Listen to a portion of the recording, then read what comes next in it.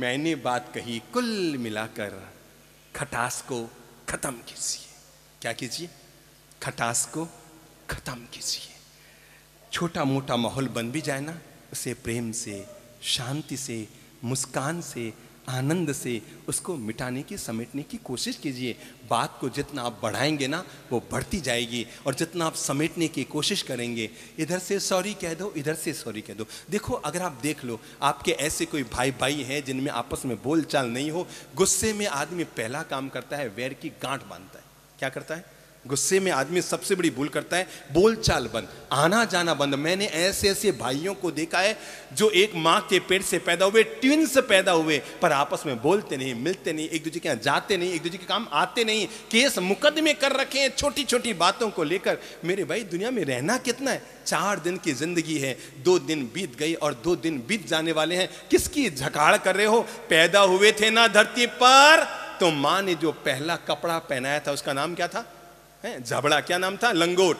माँ ने जो पहला कपड़ा पहनाया वो था लंगोट, और मरने के बाद जो लोग अंतिम कपड़ा ओढ़ाएंगे उसका नाम है कफन। देखो तो सही, आदमी जब पैदा होता है तो शरीर पर सबसे पहले लंगोट पहनाई जाती है, पर लंगोट में कोई जेब नहीं होता। आदमी जब मरता है तो अंत में कफन ओढ़ाया जाता है, कफन में कोई जेब नहीं होता। पर आदमी की हालत देखो, बचपन में लंगोट में जेब नहीं था, मरने पर कफन में जेब नहीं था, पर जिंदगी भर आदमी जेब ही जेब भरता रह गया। बस जीवन का कोई निस्तार न कर पाया, जीवन का कोई कायाकल्प न कर पाया, जीवन का कोई उद्धार नहीं कर पाया। तो मैंने पहला अनुरोध आप लोगों से किया, अपने घर में इस तरह का माहौल बनाओ। देख लो, आज ही निर्णय कर लो। अगर आपके किसी भाई के साथ बोलचाल बंद है, मेरे भाई, बाकी सब चीजें यही रह जाएगी।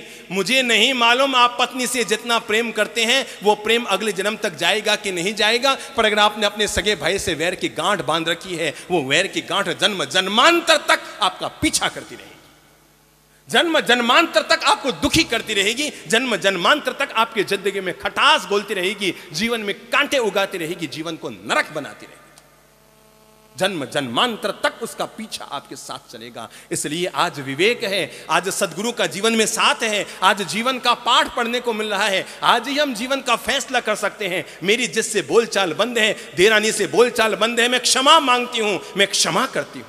मेरे भाई, पाली तना की तीर्थ यात्रा करने के लिए 5000 सीढ़ियां चढ़ना सरल है, तिरुपति बालाजी की यात्रा करने के लिए 10,000 सीढ़ियां चढ़ना सरल है, लेकिन अपने सगे भाई जिससे तुम्हारी बोलचाल बंद है, उसके घर पर जाकर 5 सीढ़ियां चढ़कर उसको सॉरी कहना यह बहुत मुश्किल है।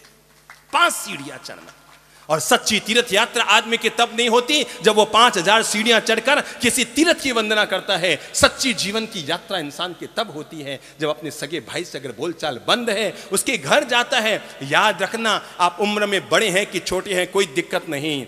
और ये भी मत समझना कि अगर आप सॉरी कहते हैं तो इसका मतलब आप गलत हैं। पहली बात तो मैं अभी बता दूं पीछे बैठे भाइयों, अगर आप किसी को सॉरी कहते हैं तो इसका मतलब ये नहीं कि आप गलत हैं। अगर आप सही होकर भी दूसरे को सॉरी कहते हैं, इसका मतलब यह है कि आप रिश्तों को निभाना जानते हैं।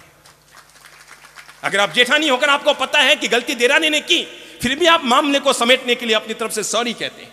अगर आपको पता है कि गलती बहू ने की और वो अभी भी अकड़ रही है, फिर भी आप घर में मिठास और प्रेम घोलने के लिए, नरक बनते हुए, कांटे बनते हुए घर को वापस स्वर्ग सरीखा बनाने के लिए, सासू मां, अगर आप सॉरी कहते हैं, इसका मतलब ये नहीं कि आप छोटी और गलत हैं। इसका मतलब यह है कि आप रिश्तों को निभाना जानते हैं। आप जानते हैं कि घर में बड़ा किसको कहा जाता है? जो बड़ा बनकर रहे वो बड़ा नहीं, जो बड़ा बनकर रहे घर में वो बड़ा नहीं। घर में बड़ा वो होता है जो वक्त आने पर घर को एक रखने के लिए अपना बड़प्पन दिखाता है।